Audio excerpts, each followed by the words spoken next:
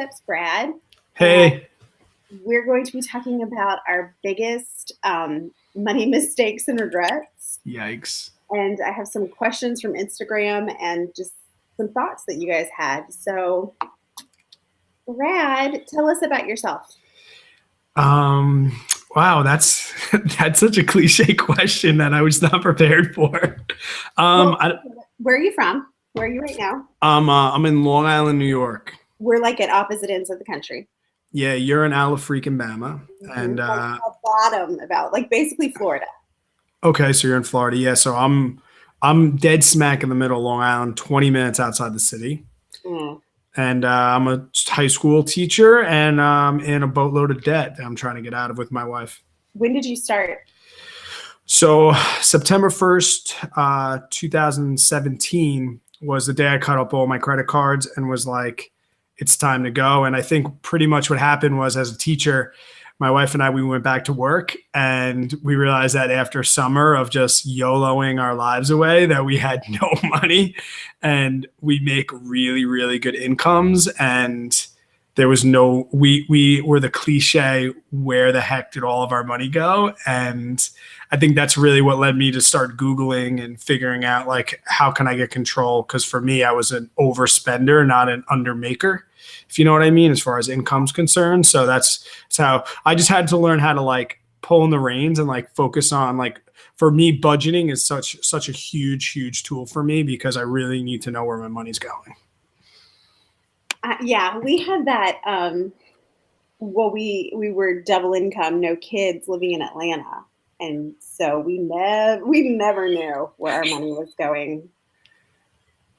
I still don't know where it all went, but yeah. Okay, let's say hi to the people that are here real quick. Kelly is here. I knew she'd be here. We knew Kelly, man. She should support people. Susan's here. Hello, Susan. She's wonderful. Hi, Paige. Hi, Allie. Hi, Julie. The budget bounce. I'm so glad that y'all are all here. Linda. Hey, Linda. Sorry. You are just so high profile. I feel like such a small fish in a big pond. Like, you're like, I have questions on Instagram, and I was actually talking with JJ about this and that Tuesday talk. Like, I'm always like, leave some questions for me. I always get goose egg. Nobody ever leaves me any questions. You know, the only reason I do lives with other people is because I'm afraid no one's going to show up, and I'll just be talking to myself. Well, that is just a bold-faced line. You are, oh gosh, your reputation precedes itself. I don't need, you need no introduction. I don't think so. I see, in my head, I'm just like a mom who talks to herself into a camera twice a week. Like, it's like it's not there, but my friends come and watch, like Paige and Linda and Susan, who've been there for years and leaving comments for years. So I'm building a friends community through YouTube, and maybe they'll be my friends. My favorite part is like the interaction and like all of the friends I have now everywhere, and my wife, we're still trying to figure out like who's really friends, and like she knows when I can speak, like, I can just say your name, like, oh, I'm chatting with Lydia tonight, and she's like, oh, great, instead of being like, okay, so there's this YouTuber named Lydia, and so like I know, like, these relationships I'm building are so great. Well, when I said friends, I'm talking about the people who watch and comment all the time. But yes, I've made lots of like real life friends through YouTube, and I have this joke that when you know someone's real last name, you're like real friends from YouTube. I would say you guys are real friends if you know how tall the person really is, or their real age, or you have their real address and not just their P.O Box. Well, I tried to get your phone number and you declined. Probably because I don't remember it half the time. It's like Kelly declined my phone. The only person that's ever taken my phone number was Dennis from True Financials. He was like, yeah, I'll text you right now, buddy. No filter on him. That's really funny. Okay, so we're talking about our biggest financial regrets. What is one of yours? So I have cliche ones and kind of personal ones. Where do you want me to start? Wherever you want. All right, I'll start with the cliche ones, but they're a little bit different. So I look back, my first like big one is the cliche student loans. But for me, the thing that I don't really love what I did with the student loans is the mistake that I made was I took additional student loans on top of my tuition, room, and board for like money that I needed to live. When I had a job, I was delivering pizzas in a pizzeria. I had income, but just the like looking at on paper what I potentially could get for my student loan, I just took all of the money instead of being like, I only need this for my student loan, my tuition, room, and board. I'm like, well, if they're going to give me $5,000 extra, I'll pay that back in 15 years. Well, here I am 15 years later and so angry. So like my student loan error wasn't for like taking the student loans, but it was for taking more student loans than I actually needed to go to school. Yeah, if my husband were here, he would tell you that that's one of his regrets too. I didn't take out any loans, but he took out like basically the max that was available to him. And he had a full academic scholarship. So there was really and he was living with a family member. So there was really no reason. Like, I don't know what he even spent that money on. Yeah, I know. And my wife wanted to plug this. She's long time in bed, but we were talking about these things because thank God you asked me, because it really just brought me down this horrible path of regret. But I think it's good. No. So my wife, short story about her, she was in a 5-year program and she had a full academic and athletic scholarship through this 5-year program. She played lacrosse at school. She was an academic All-American, blah, blah, blah. And she got her entire 5-year program paid for. But after 4 years, she wanted to live her dream of going to an Ivy League school. And she was accepted to Columbia for her grad school. And she went to Columbia to get her master's in education, which was like $120,000. And I've always justified it to her being like, Tara, like that was one of your dreams. And tonight for the first time, she's like, well, Brad, all dreams aren't great. Some dreams are stupid, because in her 5th year, she could have stayed. She could be college. She could be student loan free.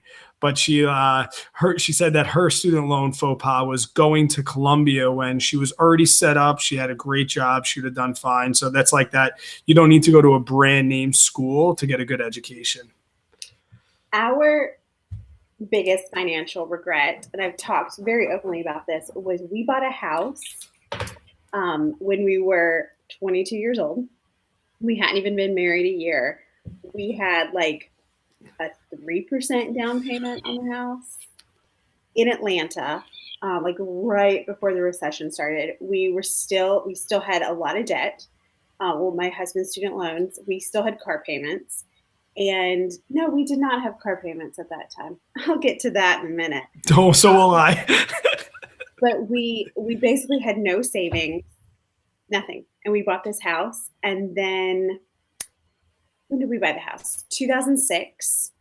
And in 2008, so 2 years after owning it, I got told one day, I was a news reporter, and I got told that the paper was going out of business. Like, your paychecks are no good. Like, we have 2 weeks worth of paychecks for you, but they're no good.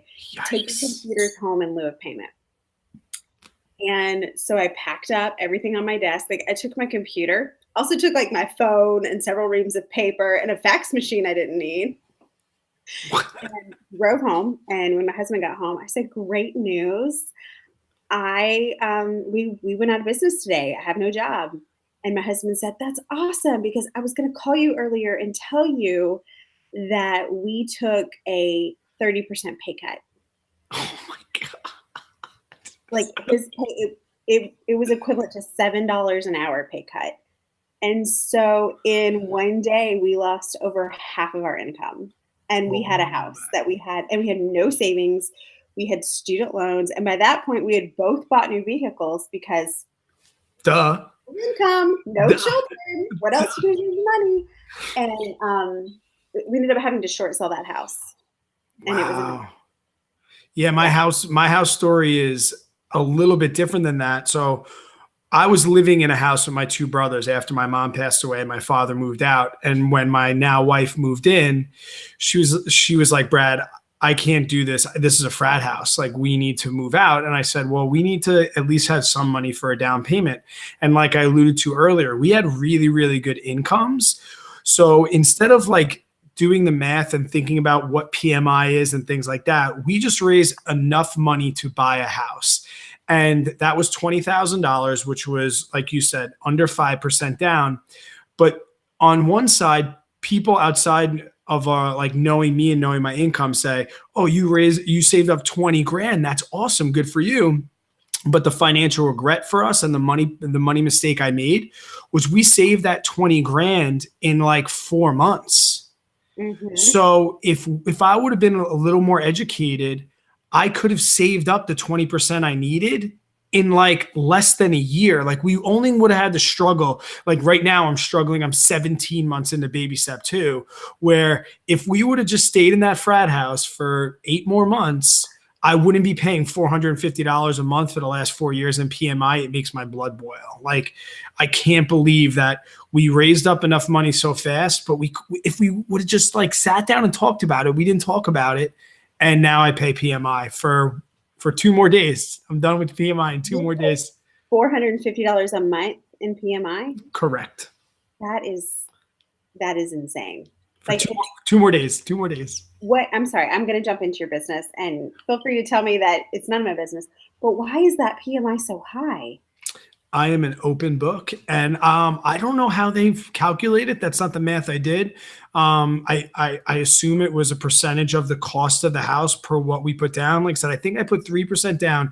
I brought a $20,000 check to the closing, which included closing costs. Mm-hmm. And it was a $316,000 house with $13,000 a year in property tax. So I pretty much sneezed, and that's the only amount of money I put down. So the bank was probably like, look at these guys. They have $200,000 a year plus an income. We're going to get money from them eventually.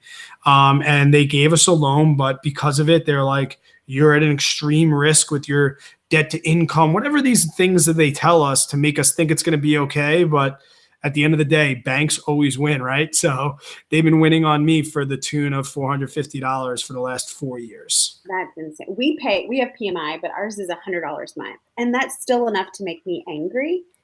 And I know that it's my own fault that we have to pay it because we had a short sale on our credit. But we had a nice down payment. We live in a very low cost of living area. Like our property tax is only $347 a year.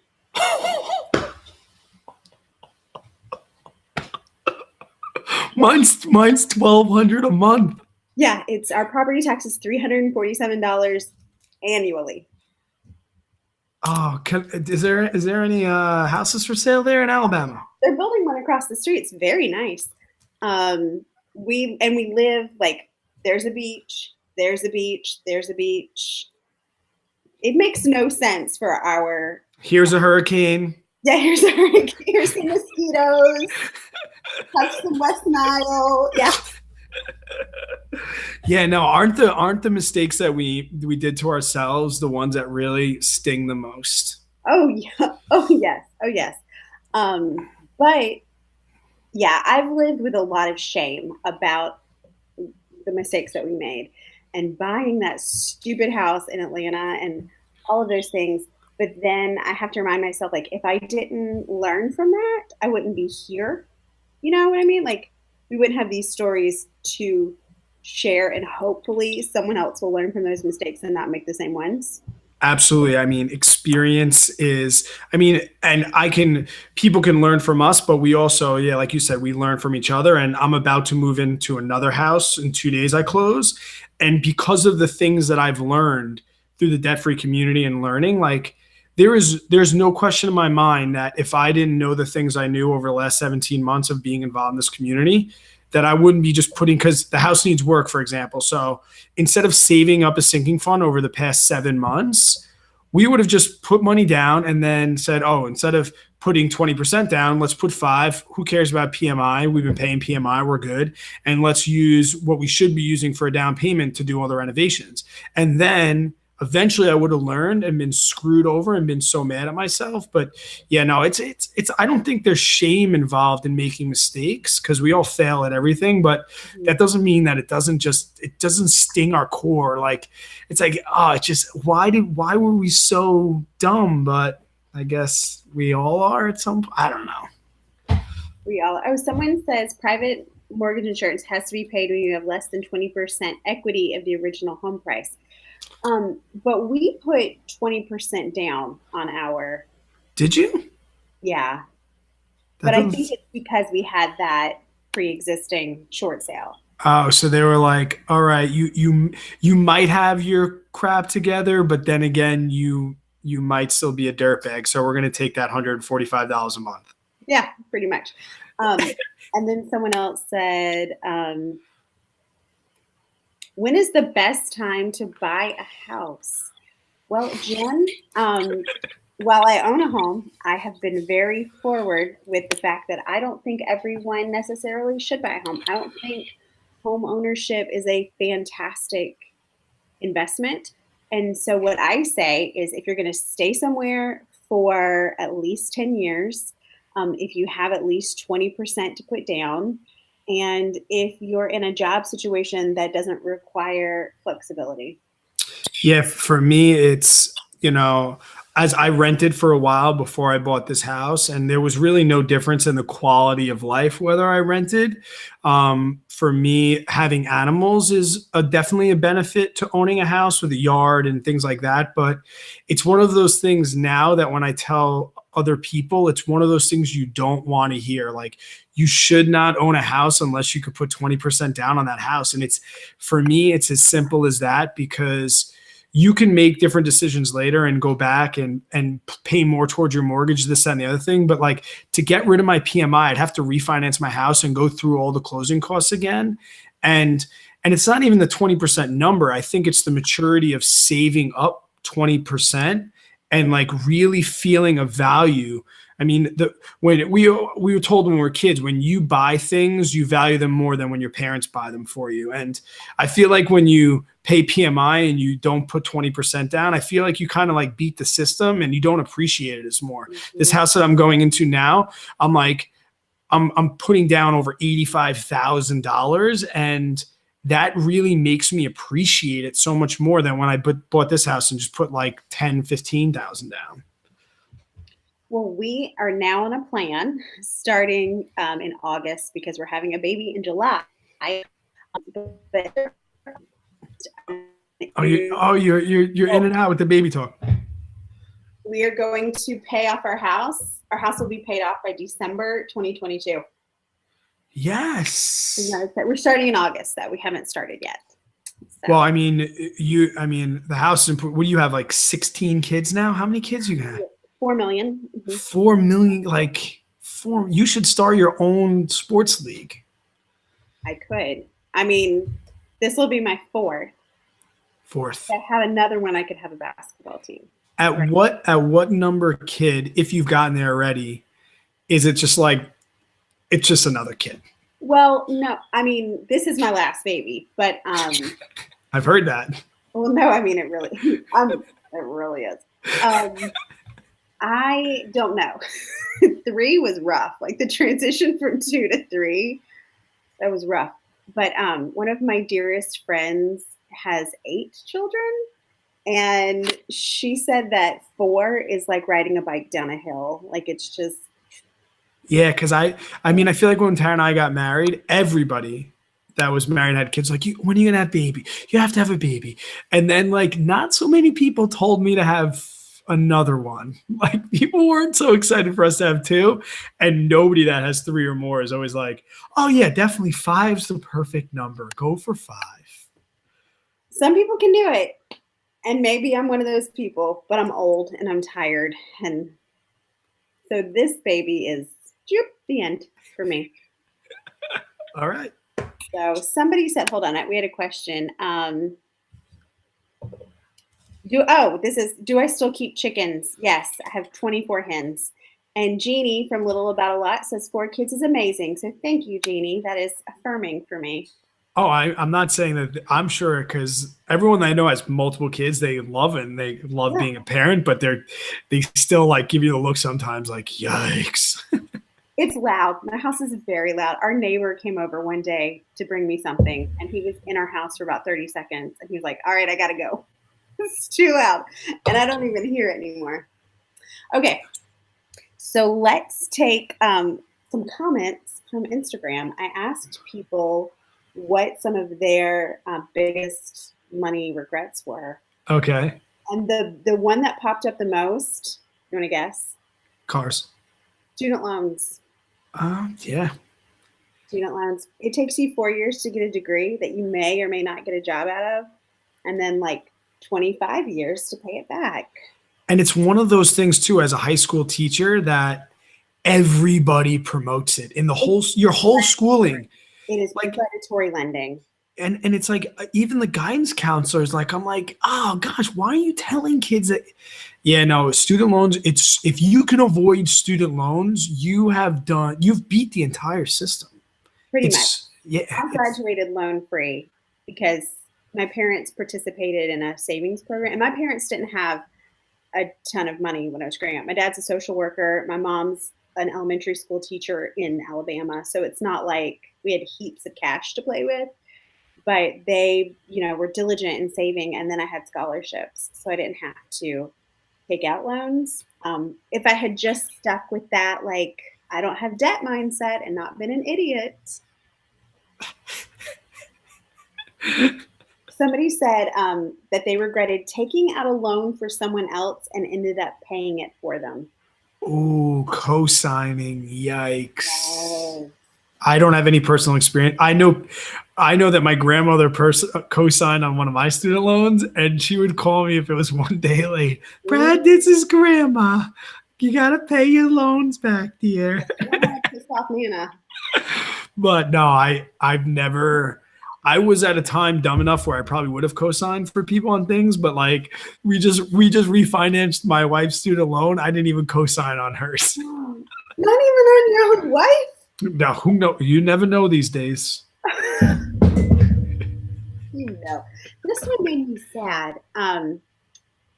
Regret participating in MLMs twice. I feel like it's the source of my debt. I don't know what that is. MLM. MLM, multi-level marketing, I don't know what that is.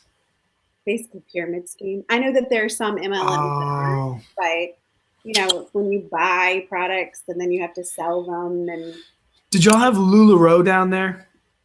that's what I'm wearing right now. Yeah, because that was like, is that an example of what you're talking about? Yes, and I know some people who had a lot of success with LuLaRoe, but most of the stuff I bought was from going out of business sales because Luckily for me, like I know like two or three people, especially girls at work, like for like 6 months, it was like a trade fair in the faculty cafeteria. And then it just stopped. And I was like, what happened? And they told me, yeah. And I was like, you didn't see that coming? But oh, that's a really bummer.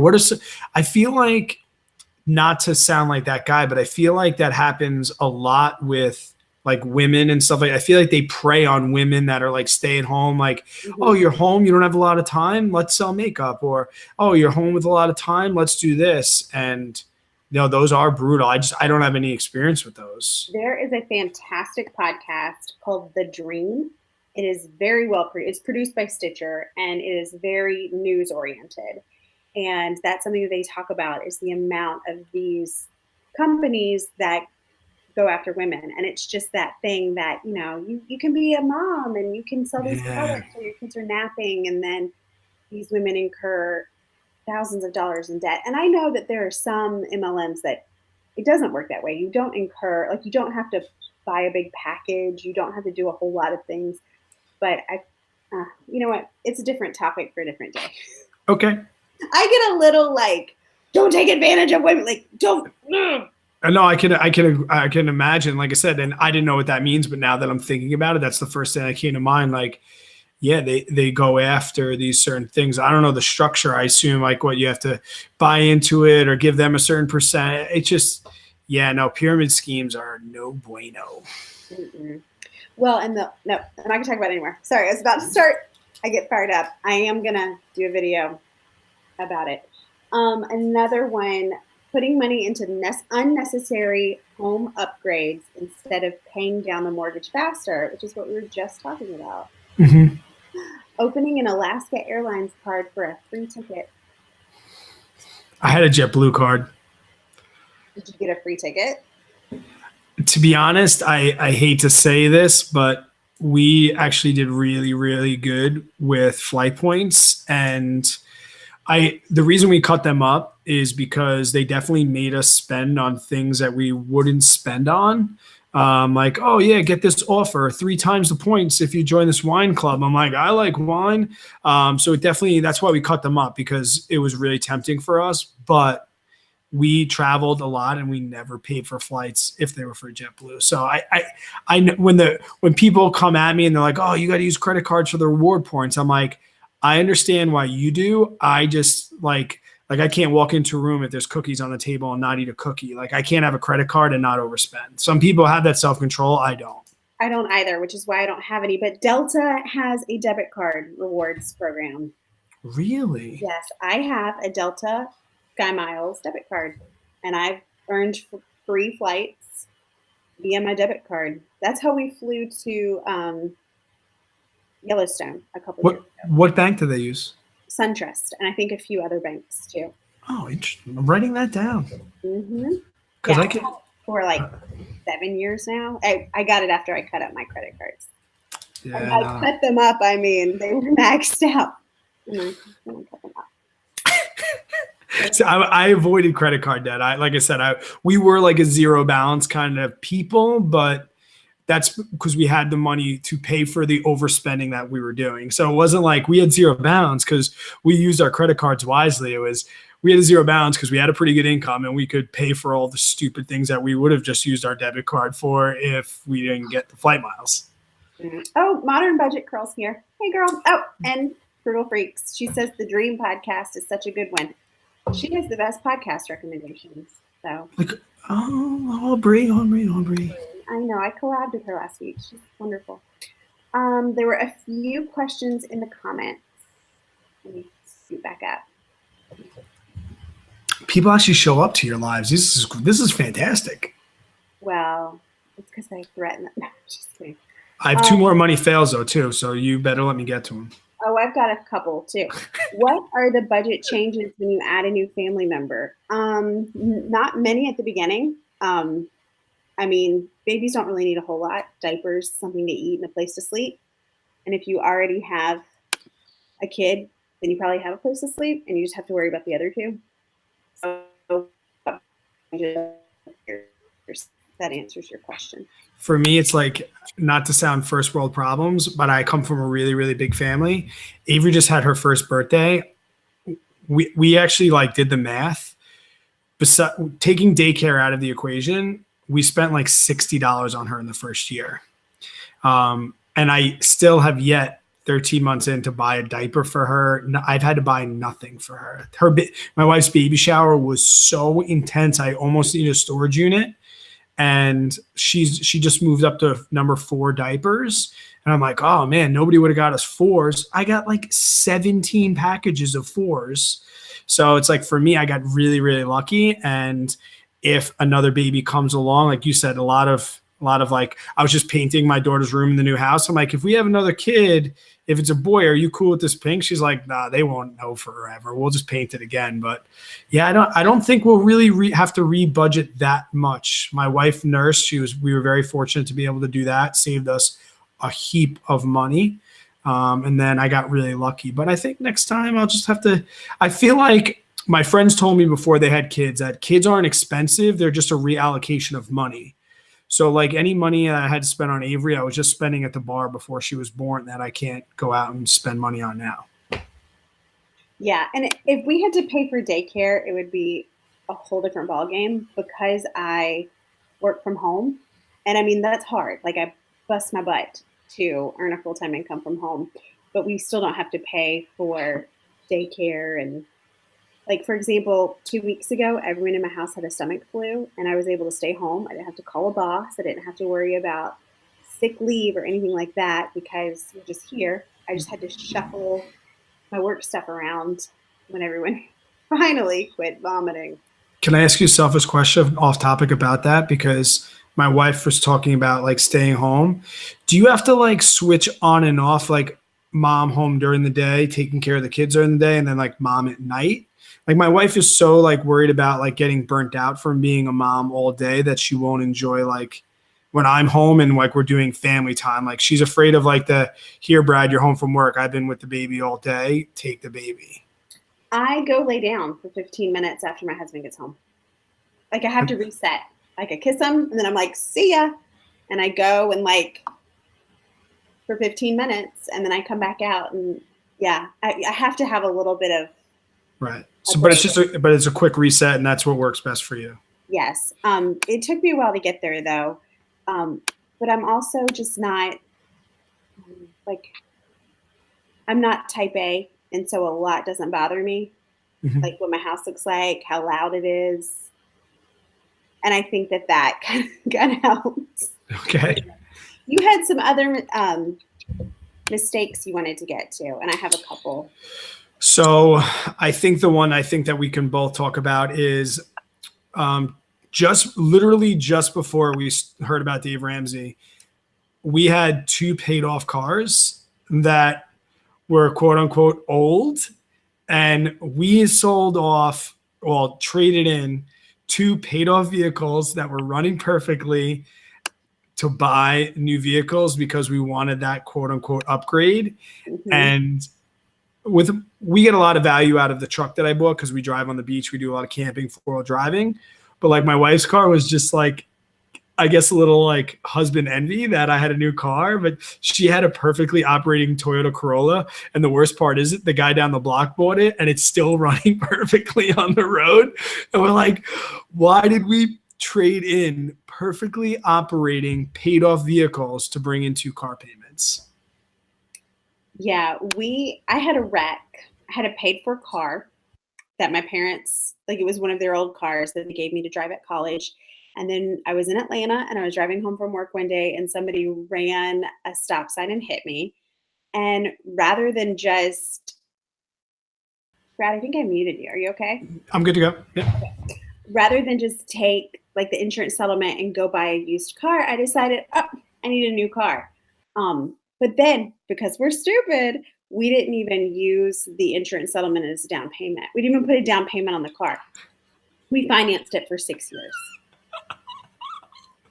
That's kind of like me taking out student loans to live off of when instead of just buying the student loans. Well, it gets better. So then after we bought that car, my husband, he got car envy too, and he had a little Toyota Corolla and he sold it and bought a little red pickup truck. And instead of using the money that he sold the Corolla for, like the profits, to put towards that truck, we went to Disney World. I hope you're writing an ebook. It gets better. Then, yeah. Then, before the SUV that we bought was paid off, somebody again ran a stop sign and hit me. What's going on there in Alabama? This was in Georgia. Oh, Georgia. And I was pregnant with my oldest son at that point. I was Oh, 22 weeks yikes. pregnant. And that was a whole thing. So, like, my car was totaled. Of course, it was worth more than what we owed on it. Hmm. And I had to walk with a cane for the remainder of my pregnancy. And, like, it was just this whole, so it was like not only did we end up having two vehicles that we were having to pay for every month, we then had like medical, but it was a mess. It was a dumpster fire mess. Dumpster fire. Oh man, I laugh because I feel your pain, but not that bad. I'm not going to Disney. And see, like, I can't even, I mean, like the stuff I do now because I just don't spend money anymore. Like, I can't, I mean, I've taken my kids to Disney twice and we were able to pay cash for it, but it, yeah, I look at some of the decisions I made and I just want to punch that girl in the throat. Throw a Like, punch. I'm going to come off this porch and I'm going to teach you a lesson. Like I get so mad. Is that a down south thing? I'm gonna come off this porch. Don't make me come off this porch. I've never heard that. I'm gonna use it. I don't have a porch. Don't make me open this front door. Yeah, if you're in the South, your front door has a screen. It's already open. I want to move to the South so I can say y'all. You can say y'all now. No, I say it and people, the record skips. You know, like, what'd you just say? Y'all, listen. Yeah. I'm like, I don't know what y'all talking about. And they're like, will you stop talking like that, please? You're embarrassing us. I'm like, whoa, I'm sorry. I'm just trying to add some new vocabulary. They're like, not that one. All right. Spell it. Y''ALL. Good job. Good And job. Aubrey from the Frugal Freaks taught me that. It's a contraction of you and all. That is correct. Y'all. Y'all. I didn't say y'all till I moved back to Alabama. Like, I would cringe when other people would say it. And then. I didn't even know it was a real word. I thought it only showed up in the movies. Oh, no, we say it. Okay. Y'all. What else you got? I think. Oh, someone just said it in the comments. I feel both y'all's pain. Yeah. See, when you use it properly, it just has like such a as a New Yorker with our like cold, rigid edges. When I hear that, I'm just like, oh my gosh, can I have biscuits? No, you can't because they're made out of lard. Like butter. No butter for this guy. You brought it up, not me. Continue on. I'm sorry. And I just lost 3 subscribers. They're like, what? He's a vegan? It's okay. I think the last one, which is maybe not everyone's gone through this, is when my grandmother passed away. I got a very, very nice inheritance. And I get in kind of in trouble with my wife about this a little bit because I say that like we blew it on dumb things, and a lot of the things that we did do with the money, we built really good memories traveling. And my grandmother was a traveler. And I remember when I got the money, I was like, and here's back to that, like we were stupid and it stings I did to myself. I wanted to use it to pay off at least some of my debt. And my aunts, uncles, even my father was like, Grandma was a traveler. Grandma would want you to travel and have fun. She wouldn't want that money to go to bills. And now I know like student loans is not bills. Student loans is fun that grandma didn't want me to have a long time ago, that if I didn't have a long time ago that I'd be going on vacation now. And we didn't go on a honeymoon for our wedding, mostly because we're just simple people and didn't see the cliche of like going on a quote unquote honeymoon.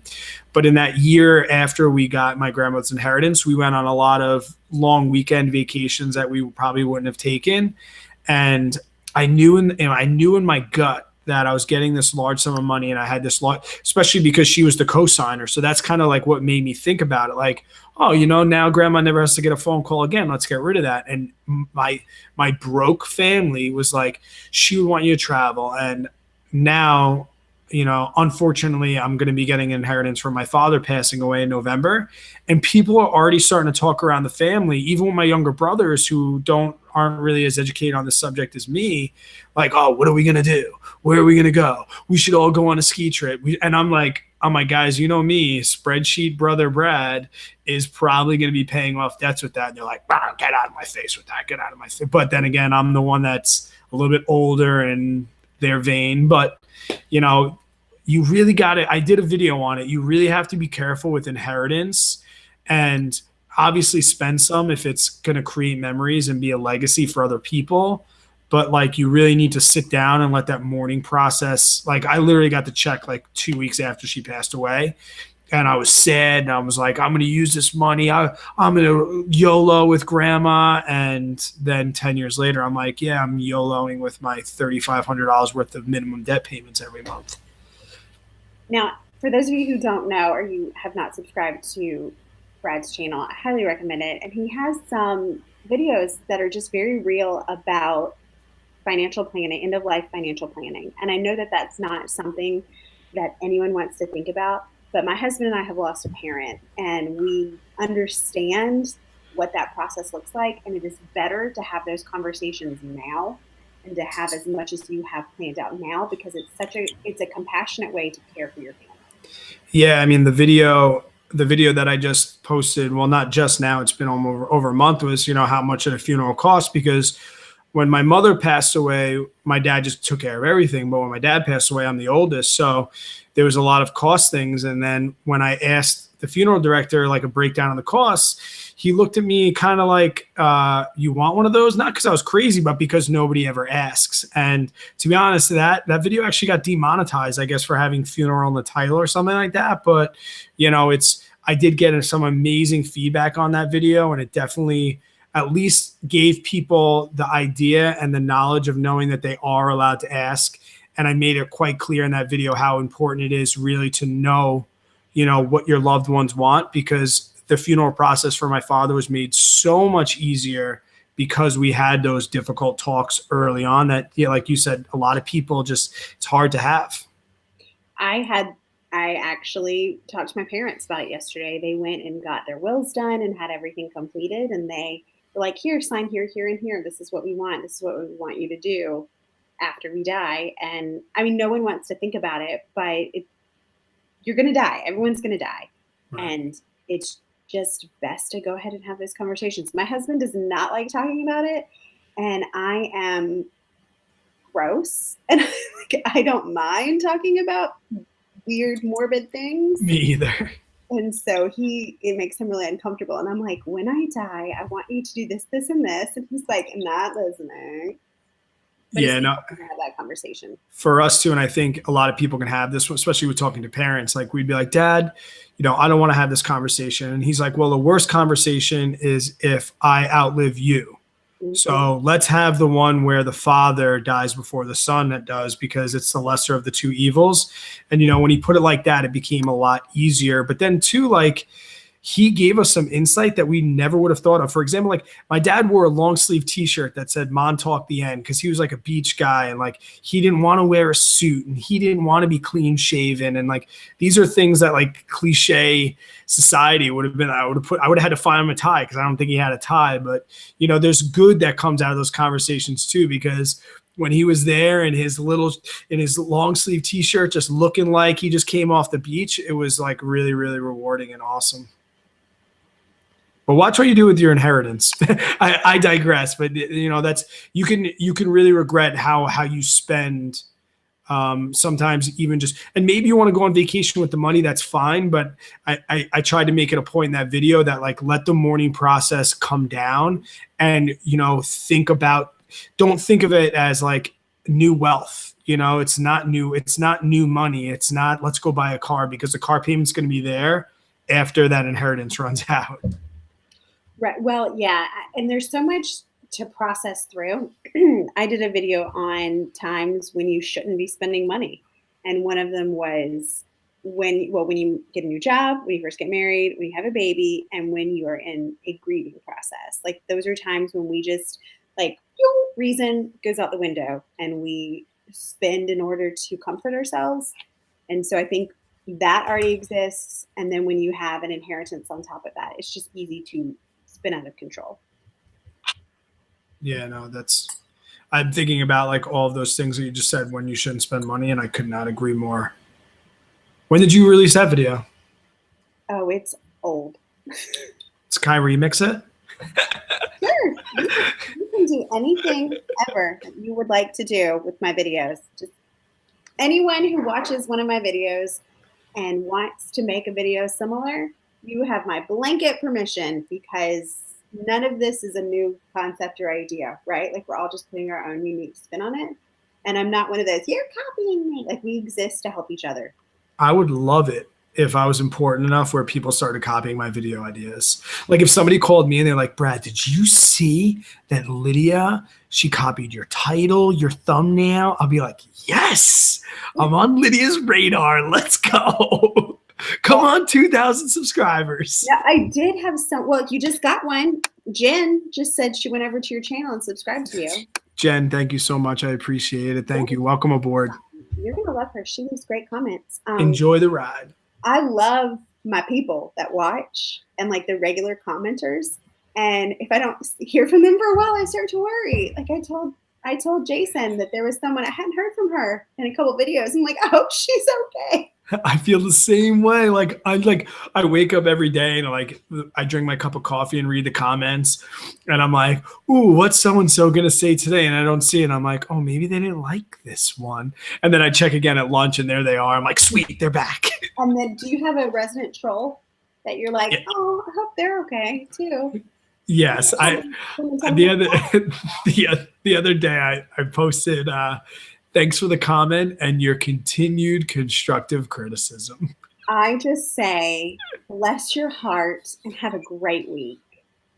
I say in my live streams all the time, and the people that subscribe to me know that I am hashtag untrollable. I teach 11th and 12th graders that their primary job in life is to embarrass me, belittle me, make me feel insecure and uncomfortable. So the internet is like in high school, I got to look at these kids in the face. On here, it's like I don't even need to see you. So I am untrollable. Untrollable. Well, I don't block people very often. Like the only time I have no problems blocking people, but the only time I do it is when you go after one of my people.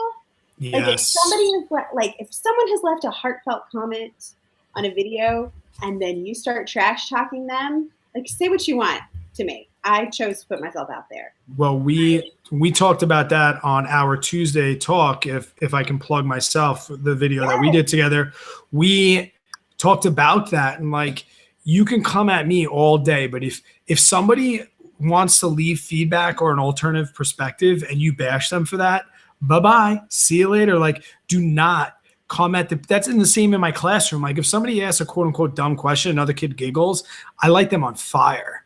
And because to them, it may not have been a dumb comment or a dumb question. So if you're going to take it, give me the anonymous thumbs down that I'll never know it was you. I can take it, but do not, under any circumstances, comment the people that valued the video and then valued it so much that they left me a comment to read, not you. And if you want to say something that's, like you said, constructive, or if you have a legitimate concern, then I want to hear. Like you don't have to agree with me. I like to have a debate. I mean, not a debate, but I like to have a conversation. I spend all day with small children, and I used to be a reporter who covered court cases. And so I like to listen to the other side of the argument. And I don't get that with small children. But sometimes when I respond back, like, oh, blah, blah, blah, blah, blah, people think I'm like trying to pick a fight, and I'm not a fight picker. And the other thing, like sometimes I have no problem realizing that the things that I know or the things I read aren't always the best things. So it's like when people leave me alternate perspectives, I value them and read them.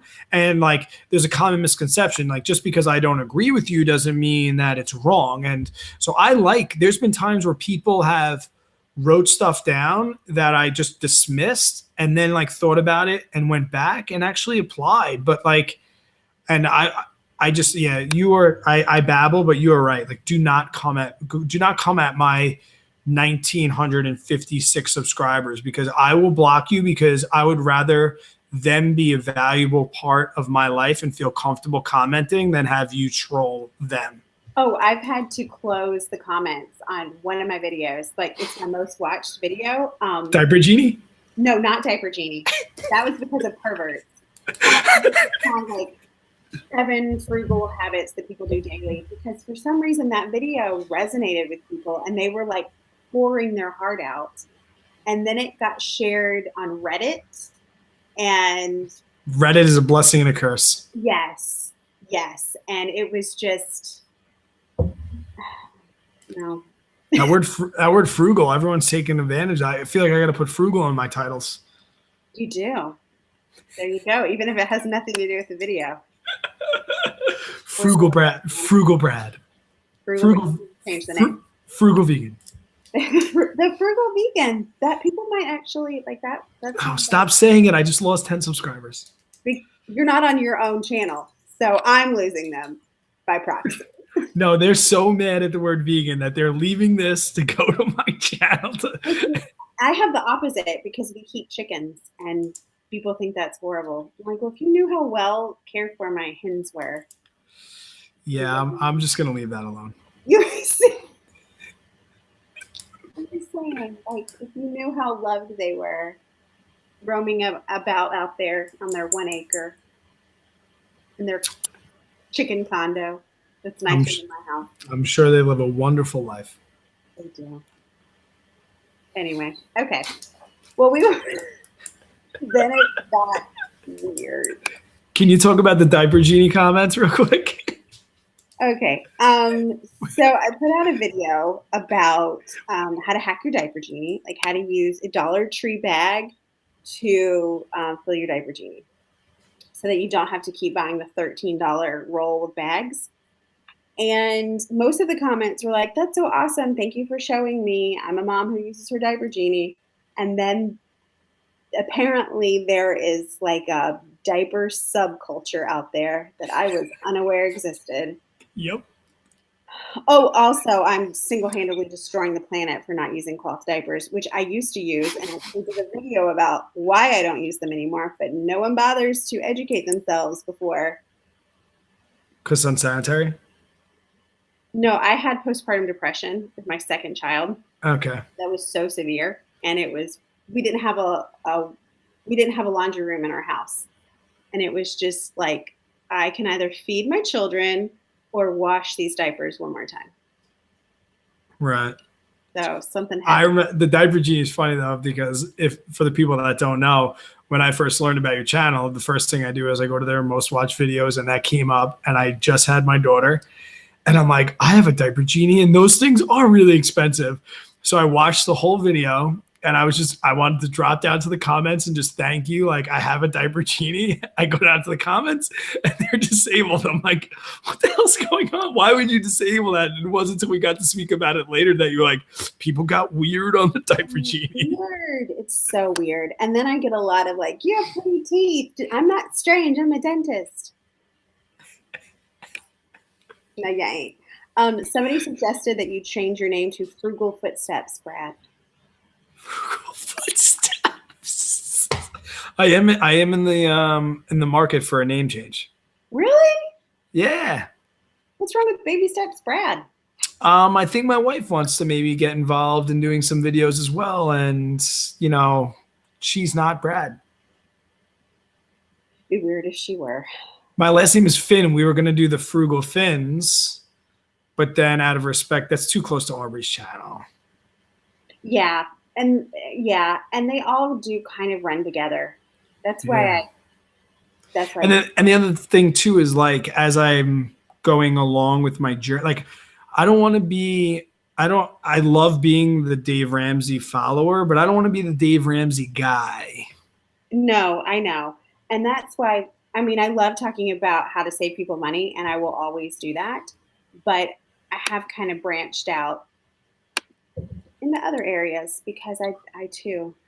Yeah, like even the fire community, they show me so much love and respect and love, and they come into the live streams and they automatically assume that I hate the fire community because my name is Basis. But I'm like, first off, I didn't even really know what the fire community was when I made that name, and two, like, I don't hate anybody. Is Dave against the fire movement?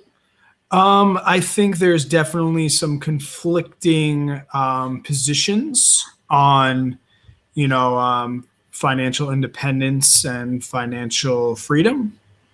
But I'm not educated enough to really speak about all of those things. I don't want to be a Dave person. I don't want to be a fire person. I just want to be Brad.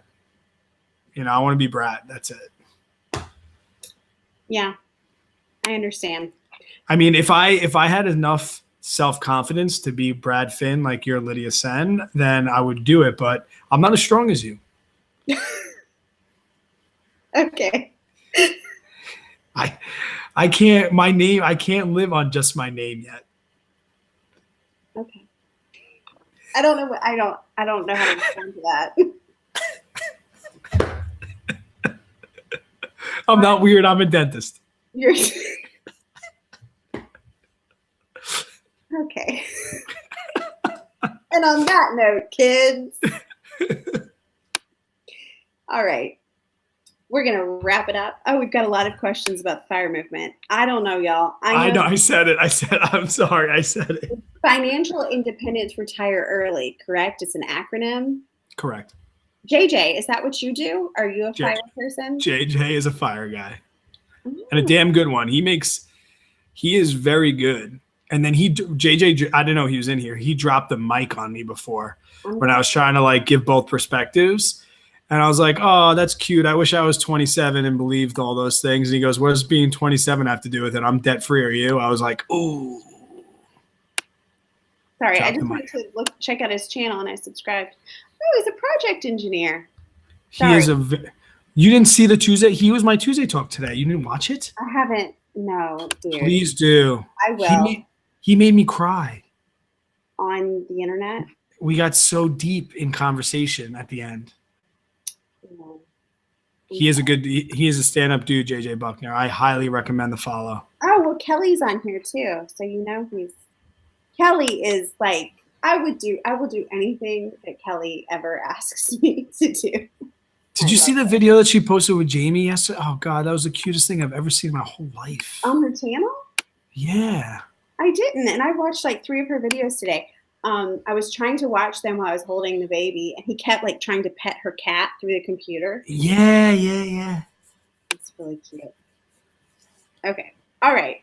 We're really going to go now because. Didn't you say there was a lot of good questions? Oh, that was fire questions. Yeah, we can't get into that. And I don't know the fire question. Yeah, I have got to educate myself on that. So if you are a fire person and you have some podcasts or some good resources for me, I like to keep up. I want to look up Mr. Money Mustache. I know Mr. Money Mustache. He is the Dave Ramsey of the fire community. Oh, I will look him up. I'm trying to get him on my Tuesday talk. Mr. Money Mustache, where are you at? He's not here. It's funny because he's like a big shot. I told Kelly for Tuesday talks, I'm just going to start reaching out to people big. And I'm like, Kelly, can you either tell me you have no shot or you should go for it? Because both are going to equally motivate me. And she was like, yeah, you have no shot. Does she know him? What's that? Does Kelly know him? No, but Kelly knows she's met other fancy people like Rachel Cruz and Chris Hogan. I met Dave. I've met them all. They're not that fancy. Well, to get them on my Tuesday talk, I'll give you full credit. I can give you Mackenzie's email address. She handles booking for them. I got to go to Business Boutique. I got invited by them to go to Christy Wright's Business Boutique. And I got to meet a bunch of them. And it was an amazing experience behind the scenes to see how that place runs. The Tuesday talks have just been so valuable to me. Like that it's really like all I want to do. Is just talk to people. It's incredible, especially people all over the place. Like I live in my little New York bubble. Like I didn't even realize until 6 months ago that my property taxes were high. You didn't know? Oh, how much is it? $1,200. $13,000 a year. Yeah. You didn't know that was high. I didn't. That's what I thought everyone paid. Oh, you need to move down here. My property tax is more than my mortgage payment. Yeah. Well, we realized we did the math on how much of our payment was actually going towards our mortgage and how much of it was going towards interest, PMI, and the property tax and escrow. And it made me so angry. We were driving to my mother-in-law's for Christmas that I got out an envelope and a calculator and I figured out how we could pay off our house in 3 years. So we'll see. Okay, Brad, I really do have to wrap it up this time, but I have loved talking to you. You are such a breath of fresh air, and I'm not even saying that to like powder your bottom. I could not appreciate this anymore. Thank you, Brad. I'm going to ask you to hold on for 1 second, and I'm going to say goodnight to everyone on YouTube. If you have any questions for us yes, Julie, I am going to talk more about paying off my house in an upcoming video. If you guys have any questions related to what we talked about or you have video ideas, please pop them in the comment below, in the video description if you're watching this later. Also, please go subscribe to Brad's channel, Baby Steps Brad. You will not regret it. He has great content. He is a lot of fun to watch. And I will see you guys later. Bye, guys. Bye, guys.